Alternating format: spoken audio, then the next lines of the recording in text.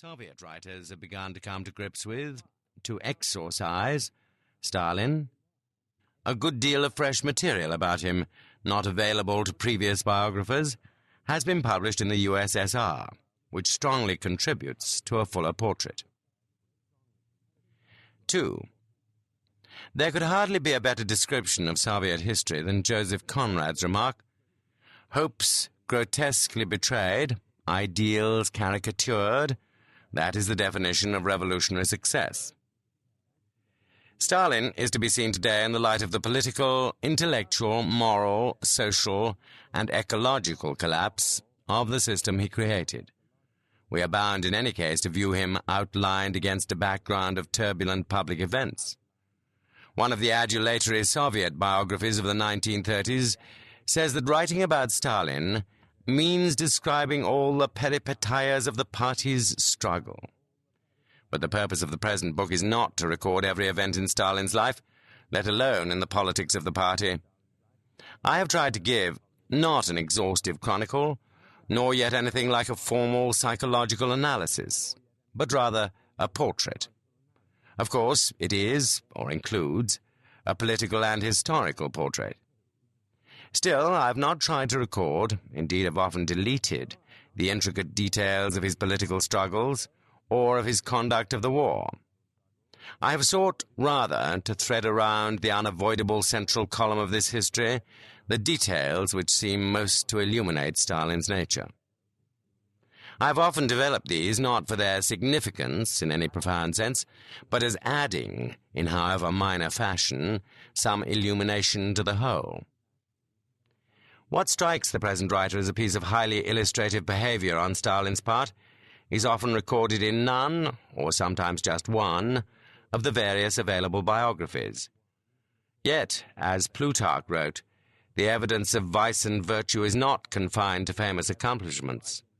Often some trivial event, a word, a joke, will serve better than great campaigns as a revelation of character. This book originally looked as if it would run to the 600 or 700 pages customary in modern biographies and similar works. On reflection, a large effort has gone into removing material which added to its length more than to its weight. The details are of interest to those of us who have had to study the special circumstances. But in a general work like this biography, it seems sensible to rely on Gibbon's procedure with the tedious and diffuse documentation of the aftermath of the Synod of Ephesus. The most patient reader will thank me for compressing so much nonsense and falsehood into a few lines. Yet, if exhaustive presentation of these politically intricate maneuvers would overload the story, we cannot avoid consideration of Stalin's whole system of beliefs, that is, Marxism in its Leninist version, together with amendments added by Stalin himself. There is no doubt that these doctrinal convictions remained the justification and self-justification of his whole career, and that the definition and extirpation of heresy, or the attribution of heresy to enemies or rivals, was a major element in his life. 3. We see a vast, dark figure looming over the century, and we know much of the devious and brutal maneuvers by which he achieved and maintained despotic power. But above all, perhaps no other system has ever been so completely based on falsehood and delusion. This falsification also extended, and massively so, to Stalin's own career.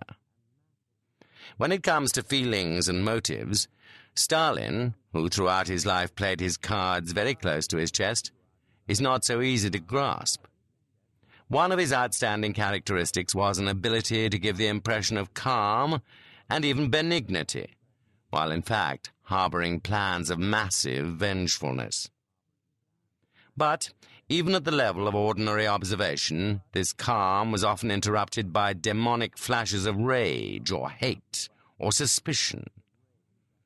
He resembled one of those large black clouds which are sometimes seen, vaguely ominous, but at first sight floating quietly across the sky. Then, as the cloud gets closer, you notice the flickers which are signs of lightning deep inside it, the hidden churning of its central material.